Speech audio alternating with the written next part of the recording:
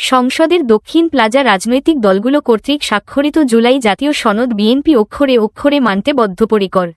বিএনপিকে নিয়ে বিভিন্ন মিডিয়া ও কিছু দল বিভ্রান্তিমূলক ও জুলাই সনদকে বিতর্কিত করার প্রতিবাদে চাঁপাইনবাবগঞ্জ জেলা স্বেচ্ছাসেবক দলের নেতৃত্বে বিক্ষোভ প্রতিবাদ ও লিফলেট বিতরণ করেন জেলা শহরের প্রাণকেন্দ্রে।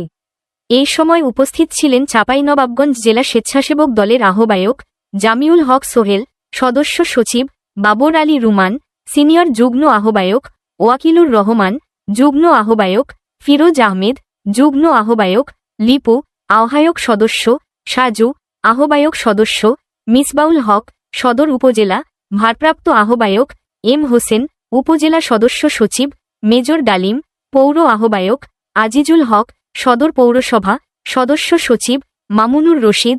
এছাড়া উপস্থিত ছিলেন স্বেচ্ছাসেবক দলের জেলা, পৌর, উপজেলার নেতৃবৃন্দ। জুলাই জাতীয় সনদের পক্ষে জনমত গড়ে তুলতে নেতাকর্মীরা সাধারণ মানুষের মাঝে লিফলেট বিতরণ করেন এবং সকল অপপ্রচারের বিরুদ্ধে ঐক্যবদ্ধ থাকার আহ্বান জানান।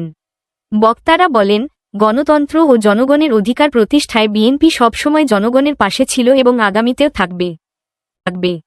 রিপোর্টার নিজস্ব প্রতিনিধি আলমগীর কবির সাজু, চাঁপাই নিউজ 24।